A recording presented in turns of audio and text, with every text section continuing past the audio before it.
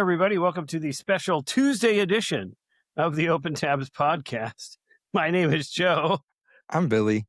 And my back feels better, so we are doing a Tuesday edition. My back was out.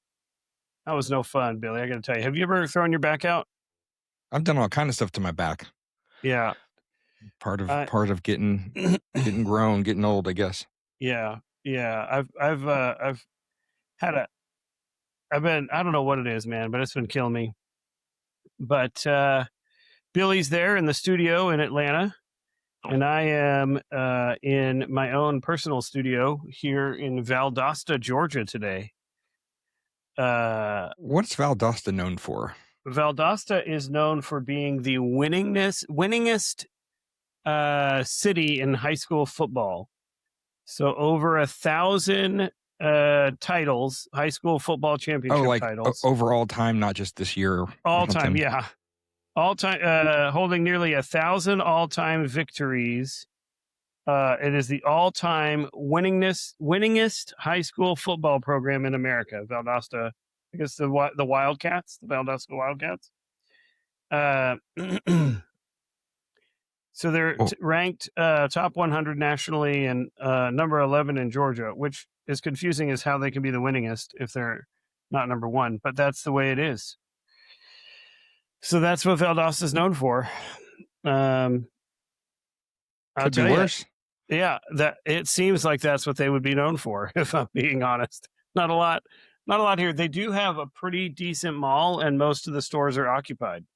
So, I mean, that's kind of a dying breed these days, it seems. That's so a rarity. Good for them. Yeah. All right, Billy. Well, what do you got for us tonight? India. The country, not the motorcycle. Sure. Not the. Those would be Indians. Well, the motorcycle is. Oh yeah, I guess it would be. It'd be It's not even from India, actually. I don't think. Is it? I hope so. And now I have to look it up. Indian motorcycles. You know what is? You know what is from India? The Jag and Land Rover are owned by Tata Motors, which is an Indian automobile manufacturer. Wow. Yeah, I've been watching. You know, I've never been to India. We're going. Okay. I'm taking you. You can't go without me. Okay. Sorry. I went for the first time last year, and it was cool.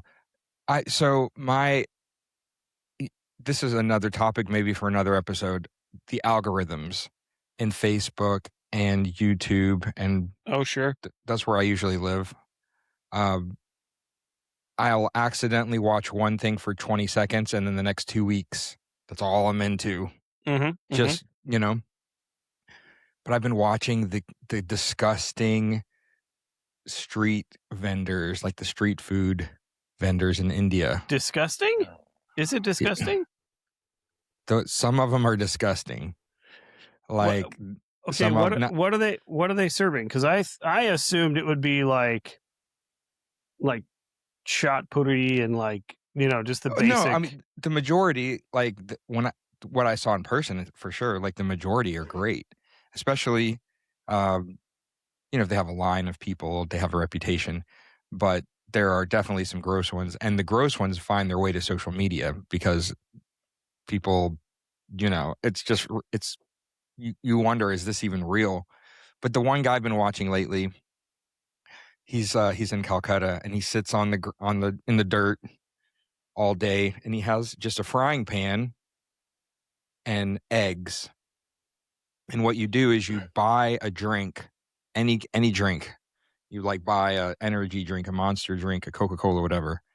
And you walk over and you hand it to him, and he shakes it and he throws it up in the air and throws it up in the air. It's just a little gimmick. And then he cracks it open and it goes into the pan. And so whatever soda that you buy someplace next door, perhaps, becomes the cooking oil. Okay, this is disturbing me. And then he takes a little sip of it, and then he puts and gives it back to you so you can drink the rest of it. It's like you're offering to him. And then he cracks eggs and he scrambles the eggs and he puts some spices, and then he serves it to you on a plate made out of leaves, but it's just Palm dirty. leaves. Yeah, it's just dirty. He's sitting on the ground, you know. I'm sorry. So repeat this. He is making eggs in soda? Yeah. In like Yeah, energy just drinks? just the flavoring of it. But there's people there that will use their feet, like to flatten a burger patty. No. Yeah, all kind I of don't stuff. care how clean you are. Yeah. Your feet cannot touch my food. All kind of stuff. That's gross. And so a burger patty, what kind of India is that? What kind of, is it a masala burger? Not beef, obviously. Depending where you're at, made out of vegetables of some sort, but yeah, but still, that's a no.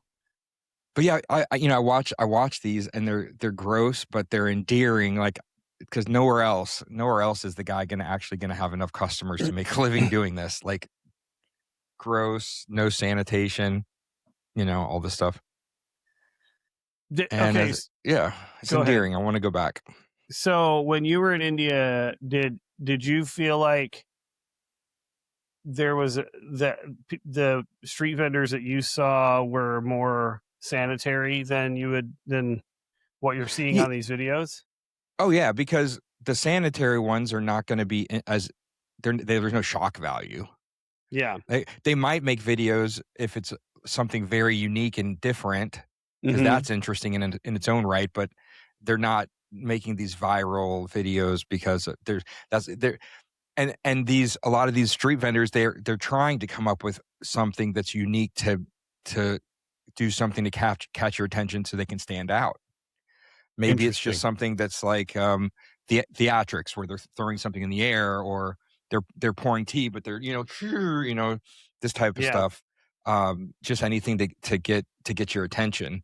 But my rule of thumb whenever I travel has always been just one rule of thumb. It's real simple. When it comes to street food, I'll only go where there's a line of people. That makes sense. I mean, that's wise. Yeah. And then it's fresh, and hopefully that means they have a reputation, and I'm good. And people are like, isn't that dangerous? Without, I can see it. It's like here, it's like going to Waffle House. You can see it. You see the kitchen. You're sitting there. Compared to a McDonald's, I can't really see what's going on back there. I don't know if it's clean. I don't know what they're doing. But I can see the guy. Here he is. And you can watch for 5 minutes and see if he's clean. Yeah. Yeah. I could see that. And honestly, I mean, I've like I said, I've never been to India, but I've been to Mexico, where they have that, they'll have different vendors and things like that. And that is actually the rule. The rule of thumb is either let your buddy eat there first and wait a couple of days, or or go to the place that's really crowded, because they're probably going to have food that's not going to make you sick. We when we were in the Dominican Republic, my brother and sister-in-law had been there a while, so they'd already found all of the really good places. And that one of the things that's really popular in there is finding a good butcher shop or carniceria, but it's not like what we have here in the States. It's open air, there's refrigerators, thank goodness, but it's open air, and they're like getting the meat out, and they're like doing the thing and hanging it on the strings or whatever, the sausage and stuff like that. So it's a little unnerving to be like walking down this busy dirty side street, and then all of a sudden you just see, meat, bright red meat, just out on a countertop in the middle of that's crazy. So it's crazy for us, I think. Yeah. A lot of other places in the world are much more in touch with their food, so to speak. But yeah, we're used to having a little white styrofoam, pretty little package. You don't even have to think that it was an animal. Yeah. And we know that people are using gloves when they touch it, Yeah. That Yeah. that throws me off. But I will say, a lot of cultures, I know in the Indian culture, cleanliness is really important, right? And so, because you eat with your hands, you're always washing your hands. You're always making sure your hands are clean. And so, even if someone is using their bare hands to serve you, the likelihood is that their hands are actually very clean because it's very important. And also, you may not know that. You probably know this. They usually will serve you with their right hand, Mm. because the right hand is considered the clean hand. The left hand is considered the unclean hand. Why is that, Joe? Well, in India, you would use your left hand for cleaning the unmentionable places, and you would use your right hand for eating and serving and basically everything else. So your left hand is considered unclean because you use it to, you know, Do take the care of dirty business. business. Yeah, it's funny though because I'm left-handed, so it was always a weird thing for me growing up. My aunt is left-handed also, like she's even more left-handed than I am. I had kind of a weird, like, even though I'm not that old, I had like the pressure to be right-handed. And she did too, but she just kind of rebelled, and she's fully lefty for the most part. And that can be a little unnerving when people stare at you in an Indian restaurant if you eat with your left hand. Um, Things like that. I don't know if you're right-handed, so you probably didn't run into it. But taking something Yeah. from in your left hand, all that kind of stuff can be really weird. Yeah. At first, well, not on this trip, but I had some friends some years ago from India that I was training, like five of them for 6 weeks, just me and the five of them. The first time they'd ever been to the States, and it was business to business thing.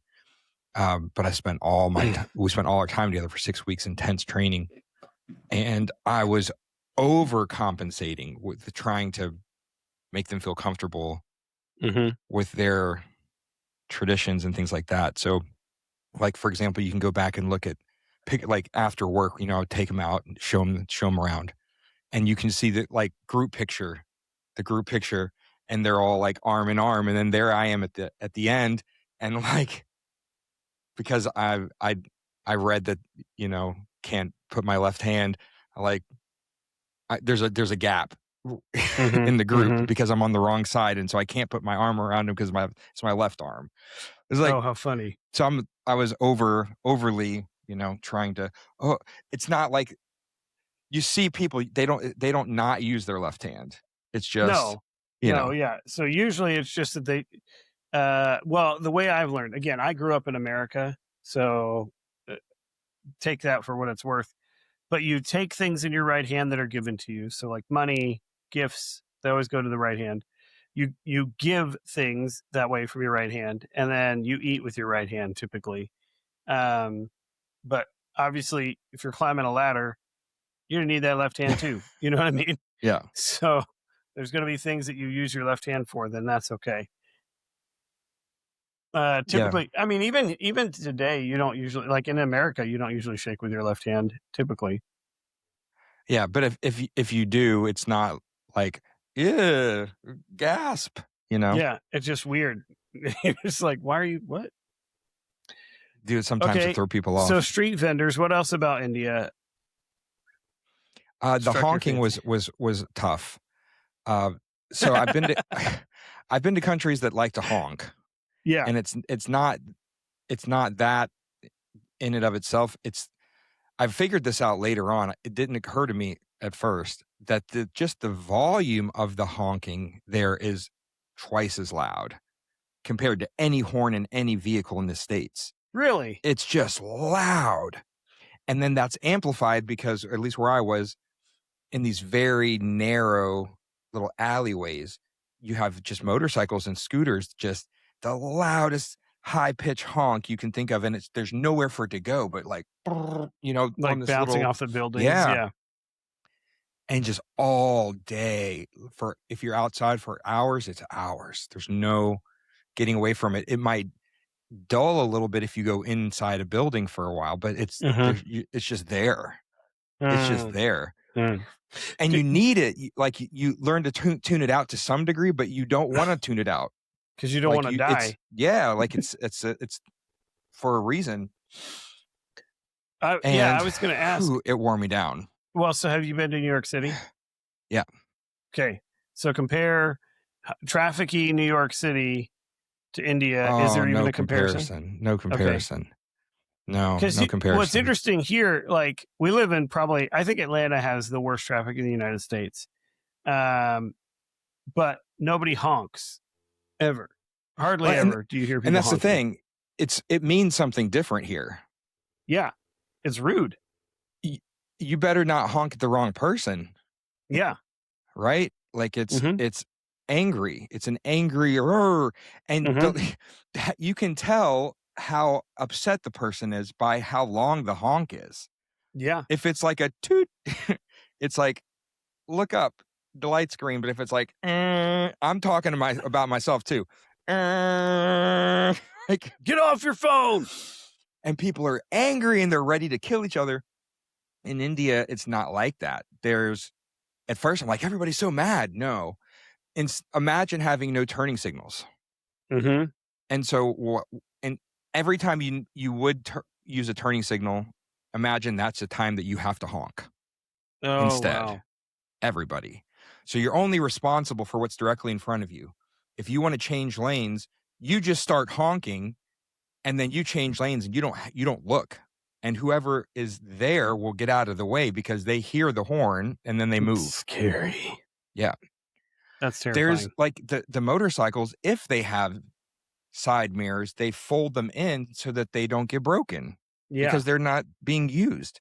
And the big trucks have painted on the back of the trucks, honk to pass. Like that's what you do. You honk. Interesting. To pass anybody, to change a lane, to go through an intersection, you honk. That's what you do. Interesting. Yeah. That would get real old real fast, I think. Yep. I'd have a hard time with that. But I didn't see road rage.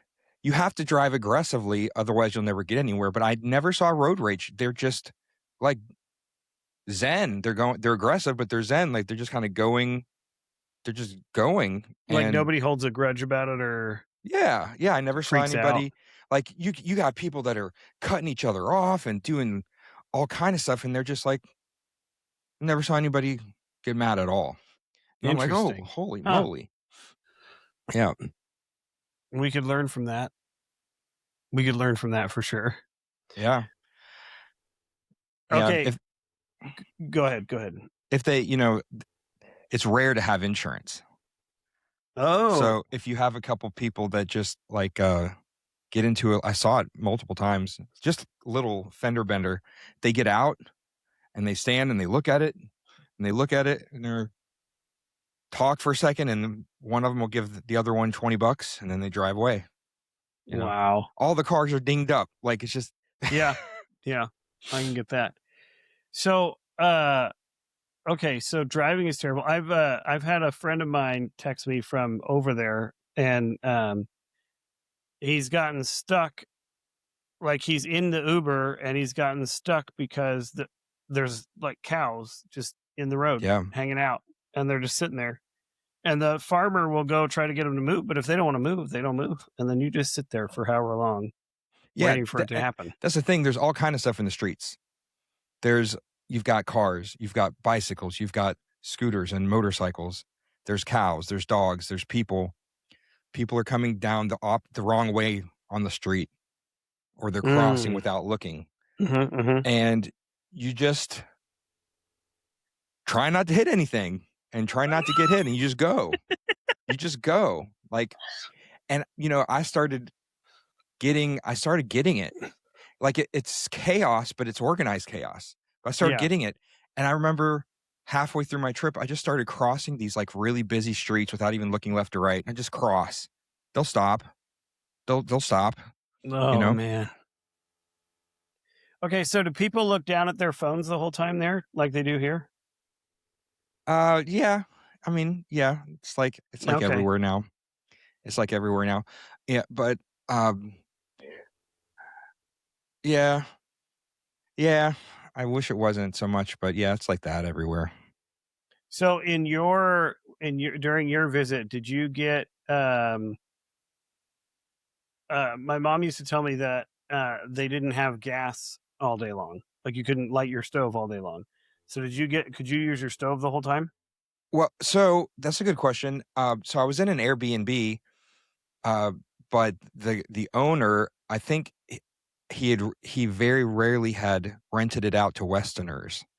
And so it changed everything because he was maybe the standards of what to expect Mhm. in that type of a place are different for locals, I guess. But this particular place, it was nice, but it was in a very, decent, safe neighborhood, but the electricity would go out for hours every day. Really? And so I was like on the, I don't know, maybe the 5th or 6th floor on like an 8-story building of condos. And every single door on every single landing, right outside the door, there's a big device. And I'm like, is that it looks like a mini fridge almost? Like, what are all these? They're battery backups. Everybody has one. Really? Yeah. And so, and for whatever reason, they're like outside the door in the landing, like if you think of an apartment complex or something. And so they charge themselves. And then when the power goes out for 2 or 3 or 4 hours, the thing is already wired to keep the apartment going. Not like a battery back, not a generator, it's just battery backup. And I didn't know how to use it. Like it was assumed that I knew how to use it or whatever. So you have to make sure you turn it off when you leave so that it's not going to run itself down, all kind of stuff. And the guy was mad at me, but the stove for cooking had propane inside. Like if you have gas here, it's wired or however you want to say it. But he had a big, they have big canisters of propane, but inside the kitchen. And they come So you around had like, a bomb in your kitchen. yeah. And they come around every month or two and, swap out the propane tank. Interesting Yeah. and terrifying. Yeah. And don't you have to like heat the water as you use it? Like if you want to something like that, isn't there like a Well, yeah, and this was the same in England. Um, and I think England has moved away from this, but it was this way when I was a student there. In the bathroom, there is a hot water heater just for the shower. So not for the whole house, not for the whole condo or apartment, and it's mounted on the wall in the shower and it has its own switch. You get the switch for the light, switch for the exhaust fan, and a switch for the hot water heater. And then it's maybe 4 or 5 gallons, 6 gallons, something like that. And you turn it on 20 or 30 minutes before you're going to take a shower and heat up the water. And then go take your shower. And when it's gone, it's gone. So that you can save power and not have the water hot all the time. And the guy he gave me like a 2-hour, crash course on how to run the Airbnb for a month. It's like, and you got to make sure you turn this off. So and I'm thinking, it's negligible. It's 5 gallons of hot water. wow. And I left that sucker on for a month because I don't want to. I don't know. I don't know when I'm going to want to have hot water in the bathroom or not. But That's funny. Now, did you get hot water in the sink, or is that the only place you got hot water? Only in the shower. And then they had another one. He had one in the bathroom, and they had another one in the kitchen for the dishes. Oh, Yeah, dude, it's a different world over there. just different. I've seen the pictures of like the wires going everywhere. Yeah, that kind of thing. All right, so traffic, street food. Okay, McDonald's. For people who don't know me, I am a fan of the Mickey D's. I have always been a fan of the Mickey D's. A sausage biscuit, or not a sausage biscuit, sorry, a sausage McMuffin. No eggs, just sausage McMuffin. 2 of those and a large sweet tea. That'll cure what ails you.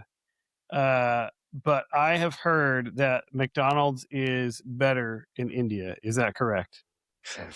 I have to say no. Okay. And it's not a fair contest.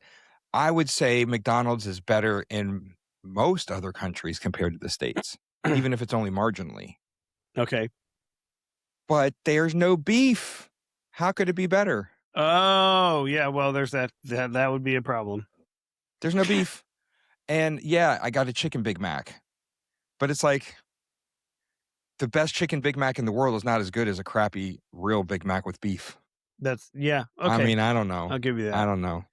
Okay, but what about like don't they have like a masala burger there? Did you try that? Yeah, in fact, that's exactly my favorite thing. My favorite thing at the McDonald's menu was like on their value menu. So 15 cents or something. Oh my gosh. And there's no meat. It was like a potato, like a spiced potato patty with cheese on a little bun. Super simple, but just delicious. Just so nice. That I can handle. They have like their version of Uber Eats, of different ones, and you can get stuff delivered around the clock really fast, really, really fast. And it's cheap. And, I'm not the one that wants to eat fast food abroad because I'm an American. I want to try it if it's different. Yeah. Because it's just as much of an experience as trying the local food, as far as I'm concerned. The menu items you can't get here. McDonald's is one of those places. And McDonald's didn't have anything too terribly weird or different. But KFC, Burger King, and Domino's, they were so creative. So creative. Really? Yes. All right. Yes. What does an Indian Domino's pizza look like?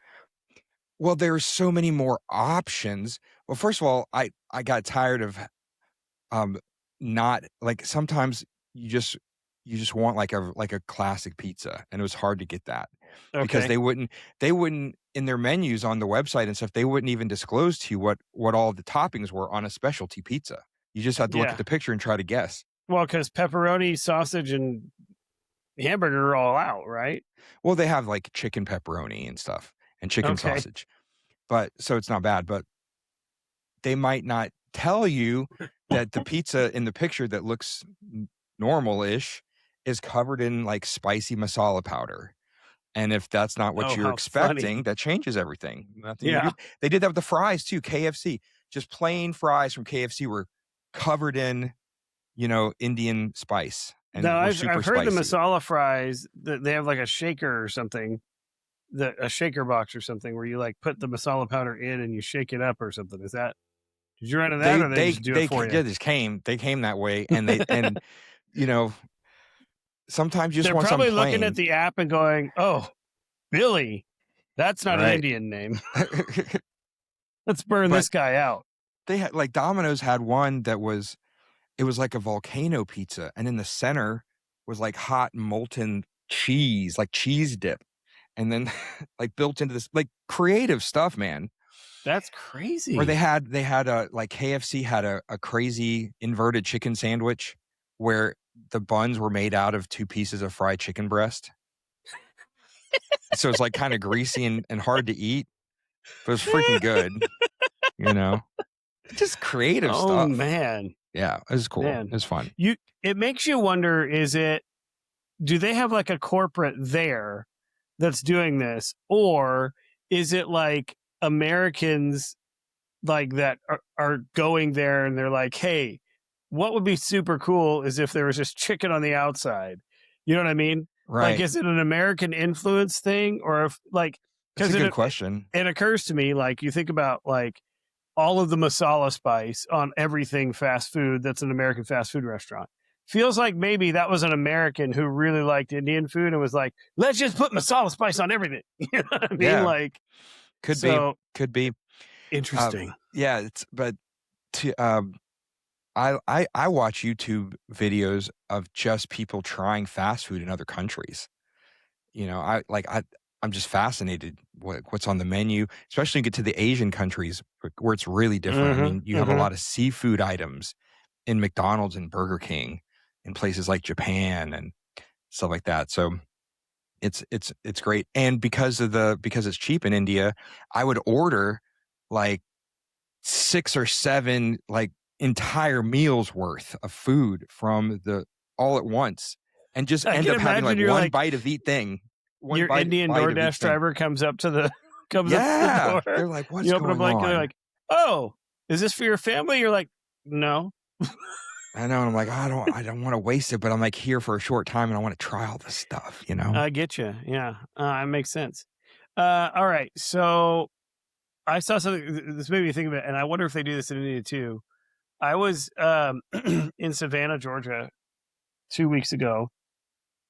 I think it was right after we recorded our podcast. I went to go get some dinner, and I noticed there were DoorDash delivery drivers, but they weren't drivers.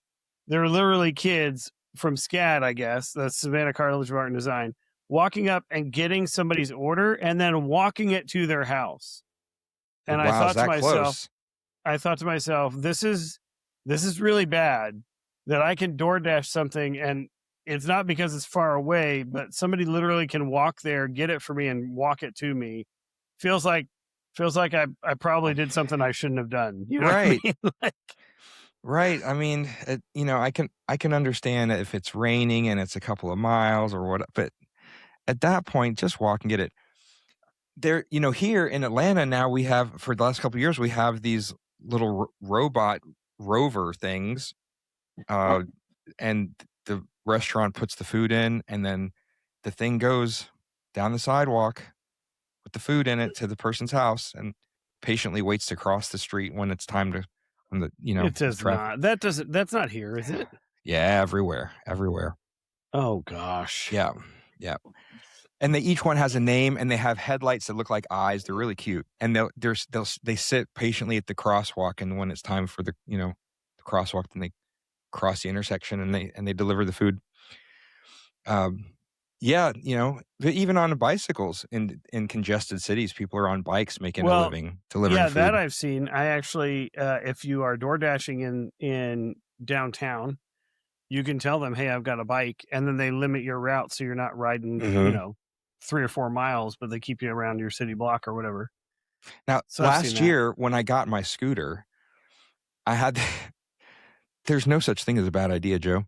Nope. I had this brilliant idea to deliver DoorDash or Grubhub, whatever, on my scooter, on my stand-up electric scooter.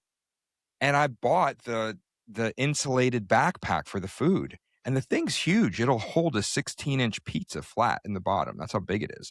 Whoa. On like a backpack, insulated, and it'll hold multiple orders, and it has drink holders built in. And I'm like, this is going to be fun. I'm going to deliver food on my electric scooter all over Atlanta.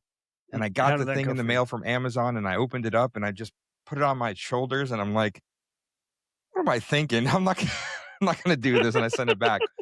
But there's people again on YouTube that do that. And man, like, they'll be on a scooter. And if it's a congested, closed in city enough, you can stay busy. And imagine no insurance, no gas, no overhead. You're just, until your scooter dies. Yeah. Or until you get hit by a bus. Yeah. Then you're done for the day and or your life. Right.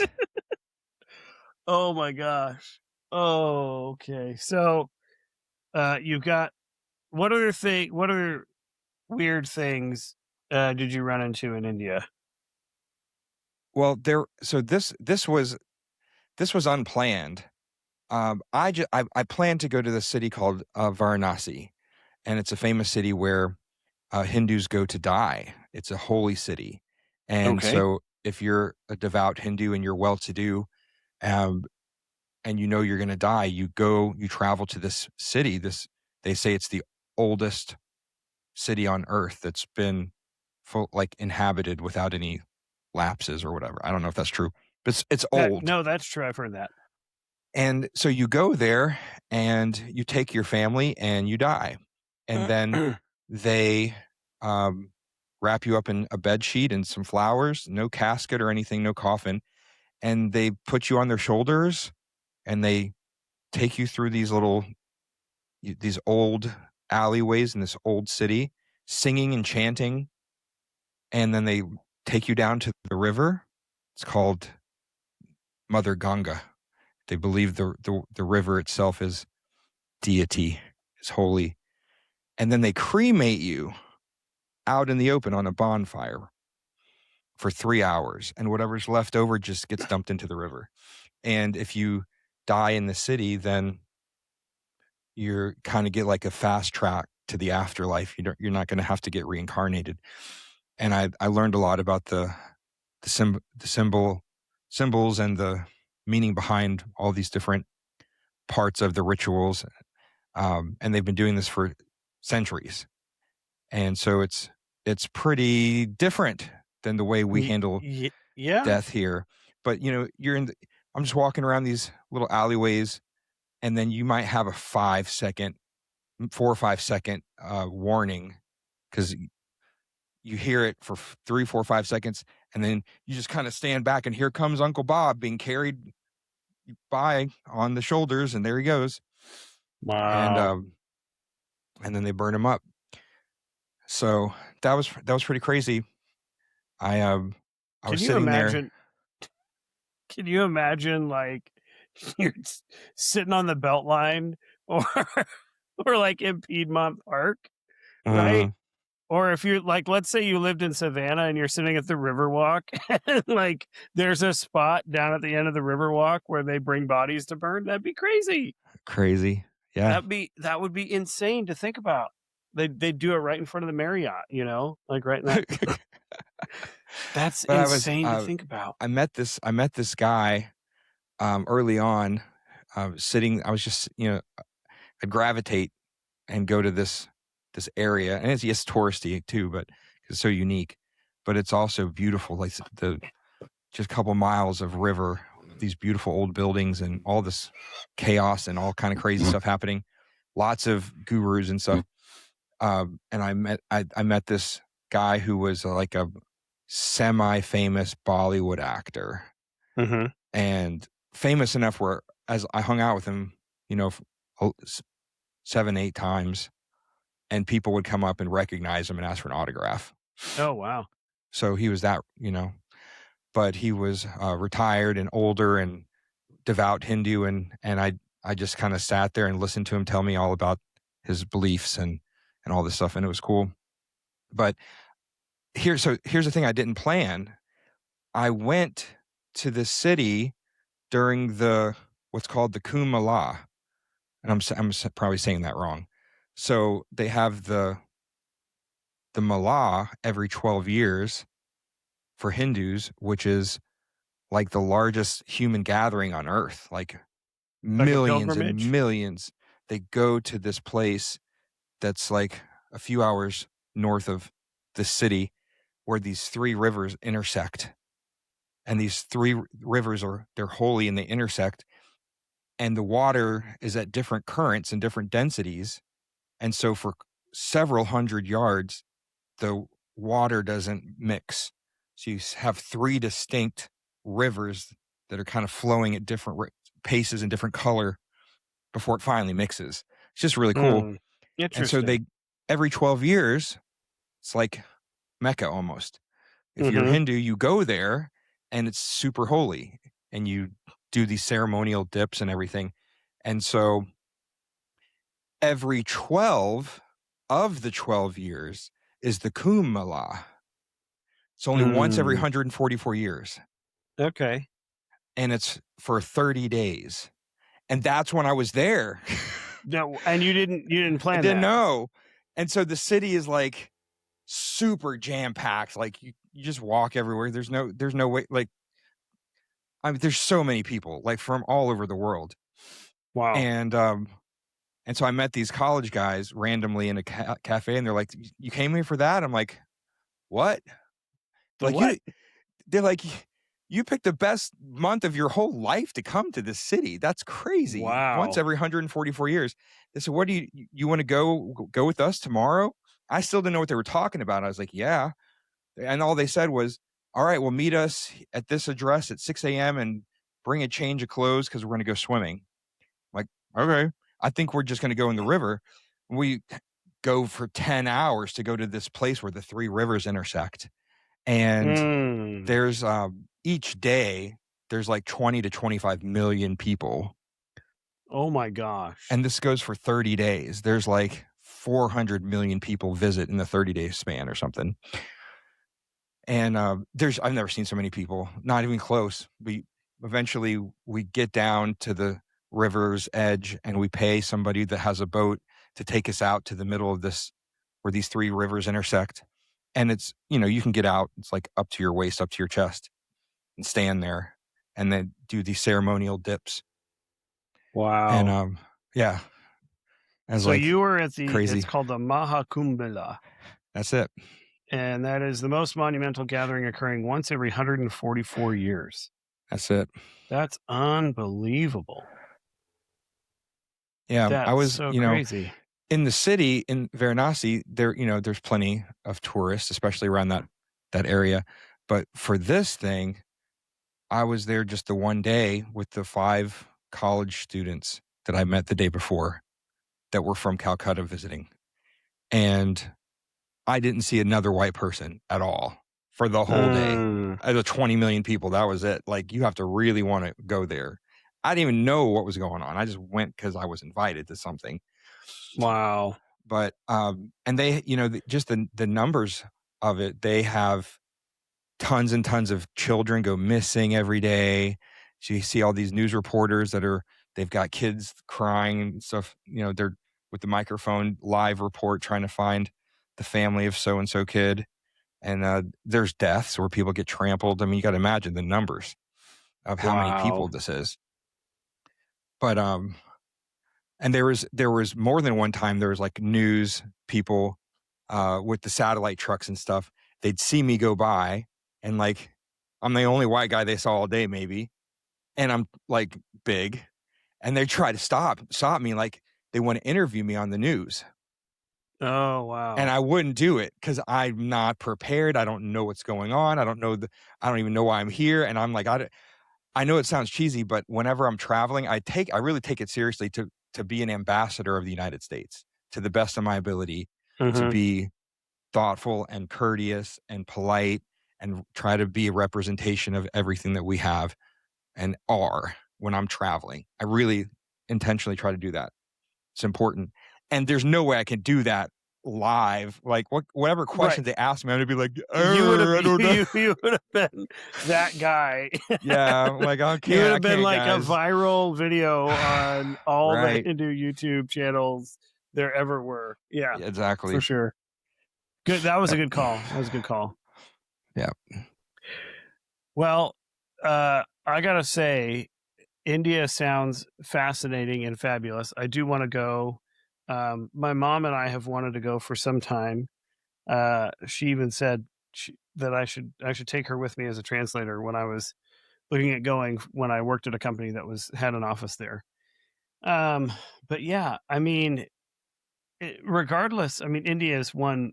It's just incredible. It's an amazing area, a place I've heard. But I think, it's important to travel. It's important to see the world, to see a different culture, to be in a different culture, to have that experience, and to really gravitate towards what is possible, what is out there, and the world is so much bigger than we ever imagined in our quiet little quarters that we're in right now.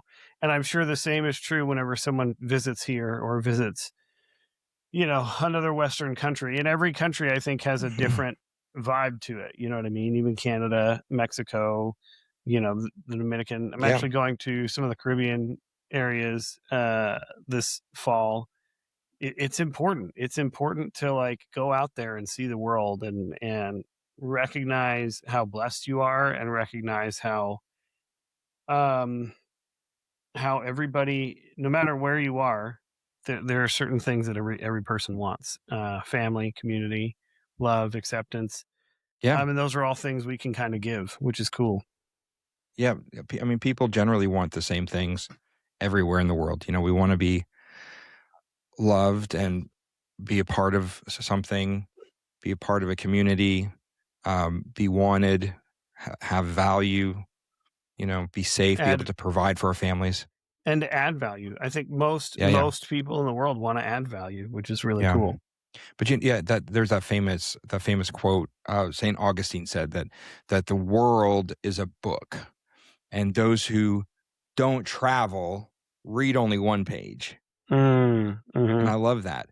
And even like it doesn't have to be a spectacular trip. Mhm. Any trip is valuable. You learn and you're stretched and you grow, and it's important. It's important to shape the way you see the world and the way you see yourself even, you know.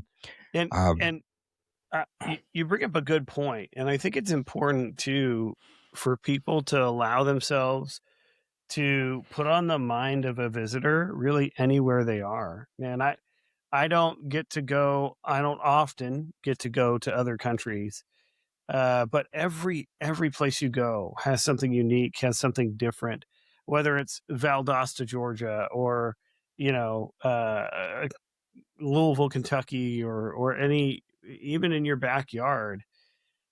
Maybe not Loganville, Georgia, if I'm being honest. No, Loganville has even got got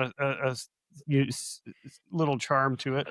There's a few things, but everywhere has an opportunity to just really take it in and be grateful for what is available to you in that moment. yeah, And that's true.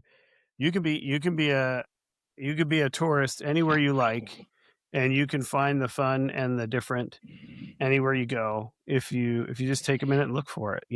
And That's the I thing. You get the mindset's so important. It yeah doesn't work if you go halfway around the world and start demanding that people act like it's America. yeah Well, yeah the service at the restaurants is terrible, and that you call that a burger, and oh man, the cable TV. Stay home. yeah Just stay home then. yeah Go see what it's like there. In fact, don't even go to see what you've c- come to see. Just see what you see. yeah Don't even yeah don't go to see what you've come to see. Just go see what you see. Go experience what you experience. Check it out. Be open-minded. Be the minority. God, it's so good. It's so healthy. It's so humbling.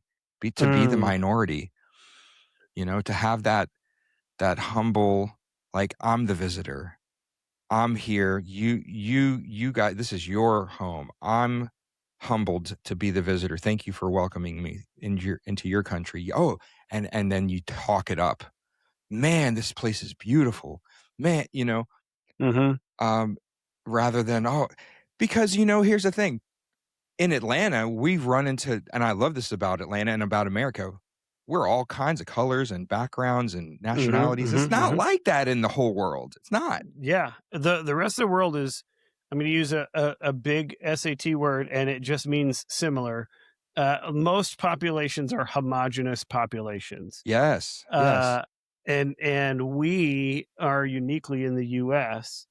And there's obviously pockets of it other places too, but we are uniquely not that way in Yeah. most U.S. cities. Um, you're going to find people of every culture in almost every city in the U.S. Yeah. I mean, I just said I live in Loganville. It's a small town. We have people from the Caribbean. We have Indian people. We have Asian people. We have, uh, you know, Canadians. We have, people from Latin countries.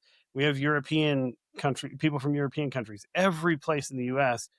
has this really great, um, I don't know what the word is, but just very diverse population. And it's a beautiful thing. It's a beautiful thing. I love it when I run into somebody who has an accent that I've never heard before. Yeah. Yeah. Yeah. Yeah. And just you hear that, and I don't often, because I don't want to offend anybody, but I often want to go, gosh, your accent is lovely. Could you tell me where you're from? Uh, and just listen to them speak. Mm, Just what a privilege that is, to live in a country where you nobody is the same. Everybody's got a right. story. Everybody's got an origin, and it could be from anywhere. Anybody could.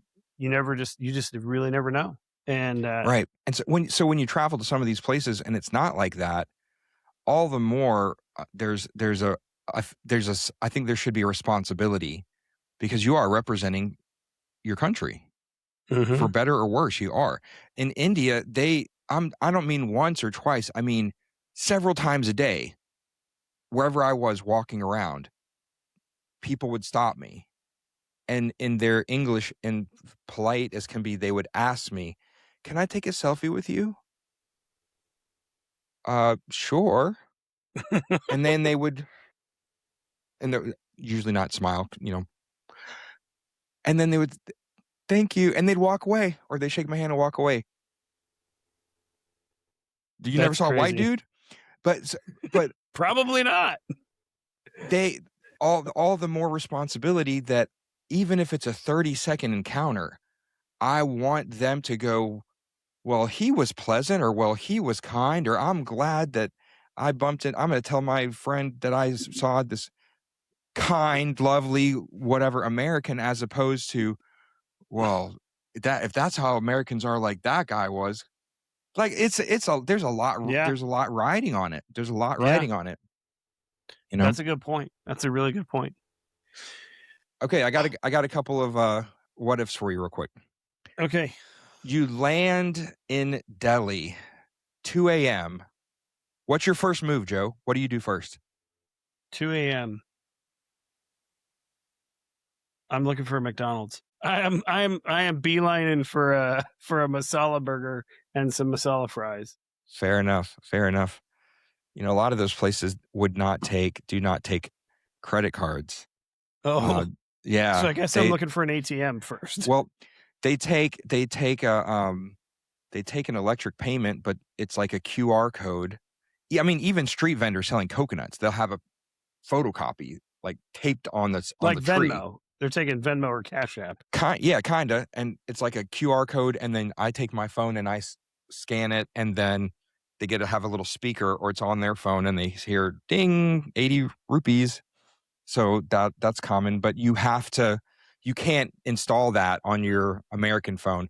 By the way, SIM cards in India are like having a social security number. You can't just go buy one.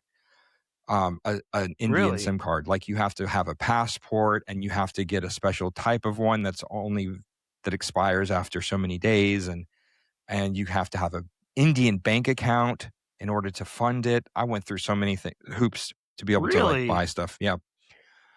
Okay, so what about this? Can you negotiate with your tuk-tuk driver on a rate? Oh, ooh. I would say yes. It seems like maybe you could, because Indians like to make a deal, but I don't know. I mean, have can a very you? Do American. you? Would I do it? Yeah. No, I'm far too American for that. I would just pay whatever he asked me to pay. I wouldn't even care. Yeah, that's why they're scalping us, because we give in. What about the street food? Are you eating the street food from day one? Hands down. I mean, I'm letting you do it first and waiting a couple of days, then I'm going to come try it. It's so good. It's so good. How long before the sensory overload hits? For you? For me, probably pretty quickly. I think it would depend on how much medication I have with me. I would have because it's my understanding that it's everything. It's smell, it's sight, it's hearing, it's air. Like that would be a lot. It's a lot. Some of the and I've done this in other places too. It's not just in India, but it was really, really special in India. Sometimes I would just wander in the middle of the night, 3:00 in the morning, and I mean that whole bustling city is dead. Yeah, because you're 6'2", so no one's going to mess with you in the middle of the night. No, I mean no one's going to mess with anybody. I mean, I never felt unsafe at all. But I just stroll, like I have the whole city to myself. The city is sleeping, and I would just stroll around, and the city looks so different when I can. There's no people and there's no distractions, and I'm just walking at my own leisure, and I'm looking at murals painted on the brick wall or whatever, and I'd walk by the same thing a few times in the day already, and I'm like, wow, this is really interesting, and it was cool to walk around at night, and you know, that's something I like to do in almost any place I visit, even Yeah. here. You know, Yeah, the no, just I think the it's piece so of it. great. I think it's so great. I've walked around New York in the middle of the night. I've walked around Atlanta in the middle of the night. If people say it's dangerous, it's not. It's okay. It's fine. Well, in Atlanta, it's fine because everybody's armed. But but, but in New York, I've been all over, and just I actually really love walking around Southern California, not in the cities necessarily, but around the beach towns at night is just gorgeous because the whole beach kind of shuts down, and you can go out and be on the beach to yourself in at 10:30 or 11 o'clock, so not even that late, and just listen to the waves. Maybe there's 3 or 4 other people on there, and Yeah, it's a beautiful thing. I don't know if it's still the case now because so many years ago, but it was Oceanside. We used to go to Oh, Oceanside, and they would allow bonfires on the beach. They had like mm-hmm, rings. mm-hmm. I say Yeah, there's a we, couple that friends from have that. college. Yeah, Yeah. and we went out there like every Thursday night. Was that the Strand Beach? Yeah, yeah. Yeah. We went out there like every Thursday night, and we stayed up all night and brought like scrap wood from old pallets or whatever, and just hung out and had a bonfire all night. And people would just wander by and stop and talk for a while, and then keep walking, and it's cool, you know. Yeah. Now you're gonna make me want to go take a nighttime walk through Valdosta. I don't know where Yeah, I'll do that exactly, but might give it a shot. yeah. There's always something to see. There's always something to see. Oh, right. Any more of those? What would you do's? We'll pick it back up the next time. Okay, well, I am gonna give you one little. You remember how I said once a year in a couple? It was probably episode 3 or something. Probably once a year I get pulled over. For like traffic stop. Yeah, Yeah. yeah. Today was that. I apparently No. I was changing lanes and I forgot to signal. And How could you? a very, very kind sheriff pulled me over. And I was very kind to him, and he was kind to me. And I gave him my ID, and he was going to give me a warning. He was actually going to give me a written warning. And just my luck, some dude in an unmarked 10-foot box van, or 2 dudes, I guess, with no license plate on the back, like flies past us. And as he's walking back to his thing, just flies past us. There's stuff hanging off the back of it. It looks like it's about to explode, or there's something illegal going on. So the officer, the deputy, walks back over. He goes, "Hey, here's your license back. You're free to go." And I was like, "Thank you. Be safe." And he just tears off Wow. after that box truck. About a mile down the road, I see this box truck pulled over, and it is a ramshackle machine. So saved by the 10-foot box truck. Didn't even get a warning that time. Man, But you're good there's for my another one. year. I'm good for another 12 months. Except I don't think that's true because I'm pretty sure I got pulled over during Thanksgiving week last. Well, okay, yeah, but that was the only time in 2025. So this is 2026's pullover. There you go. It just happened a little early. You got to use your blinker, man. What are you thinking? Well, I did every time. You just need that reminder. Once in a while, you need a reminder. Hey, it's 55 miles an hour here, or use your blinker when you change lanes every single time. You know, Get in the habit, you don't even think about it. and then you forget one time. All right, everybody. Well, thanks for joining us tonight. I thought everybody would appreciate that update. More to come next week. We'll make it on Monday night for sure. But thanks for joining us on this special Tuesday night edition of the Open Tabs podcast. Leave us a comment if you've got any interesting travel stories, travel hacks. Where would you like to go? Where have you been? What do you want to do? Are you a homebody? I think we should have an episode dedicated to travel hacks. Oh man, because there's some really good travel hacks out there. I love that. Maybe our next episode will be dedicated to fun travel hacks. So folks, let us know if you've got any cool travel hacks you want to share. I've got several of my own that I use on the regular. I'm sure Billy does too. Tons. All right, everybody. Thanks so much. Have a good night. Adios. See ya.